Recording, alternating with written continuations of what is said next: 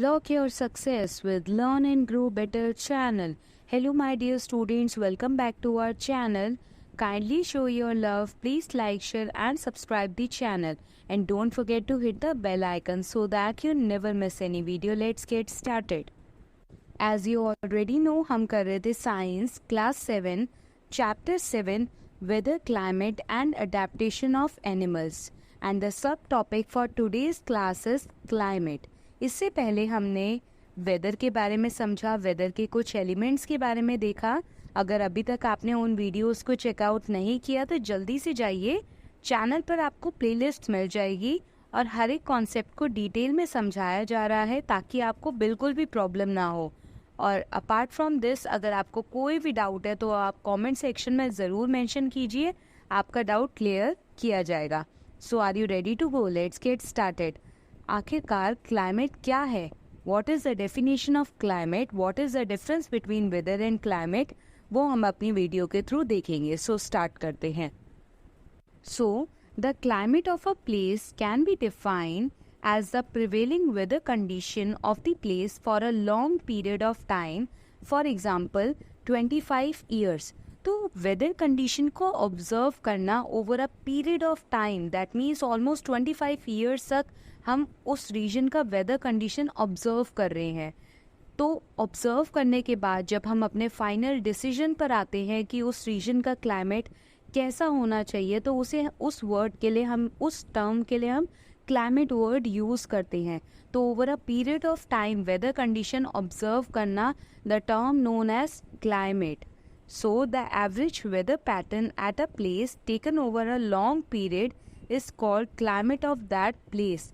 तो किसी भी रीजन का वेदर पैटर्न कैसा है, रेनफॉल ज़्यादा है या नहीं है, टेम्परेचर ऑलमोस्ट कितने के आसपास रहता है, ह्यूमिड है या नहीं है, रीजन ड्राई तो नहीं है. तो ये सारी कंडीशंस जो हमने सारे एलिमेंट्स पढ़े थे वेदर के, उन सारे ही एलिमेंट्स को जज किया जाता है over a period of time. Weather pattern को ऑब्जर्व किया जाता है एंड देन डिसाइड किया जाता है कि उस रीजन का क्लाइमेट कैसा होगा. For example, if the temperature at a place is high moist of the time, then we say that climate of that place is hot. अगर हाई टेम्परेचर हाई है तो उस रीजन का क्लाइमेट कैसा होगा? हॉट होगा. If there is heavy rainfall, अगर rainfall है तो आपको पता है रेनफॉल की वजह से हमारे जो एटमॉस्फेयर है उसमें वाटर कंटेंट रहेगा. वाटर कंटेंट यानी कि ह्यूमिडिटी ज़्यादा होगी, तो उस रीजन का क्लाइमेट कैसा होगा? हॉट एंड वेट होगा, यानी कि हॉट एंड ह्यूमिड होगा. अब एक और एग्जाम्पल ले लेते हैं. राजस्थान का क्लाइमेट ऑब्जर्व करते हैं.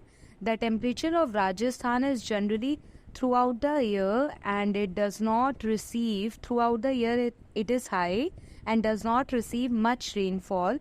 So we can say that, अब देखो high है that means hot होगा, और rainfall भी कम है that means humidity कम होगी, amount of जो water है atmosphere में present कम होगा, that means राजस्थान का climate कैसा होगा? hot and dry होगा.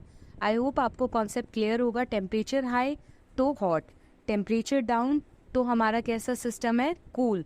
और अगर रेनफॉल ज़्यादा है तो ह्यूमिडिटी ज़्यादा है, वेट है.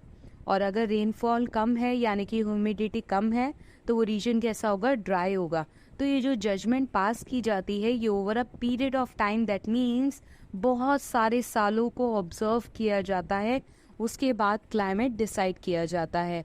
अब बिल्कुल इसी तरीके से जैसे राजस्थान का हमने क्लाइमेट डिस्कस करा, अब आप सभी कमेंट सेक्शन में बताएंगे हमारे इंडिया का क्लाइमेट कैसा है. Till then take care, thanks for watching and please subscribe the channel. Don't forget to hit the bell icon.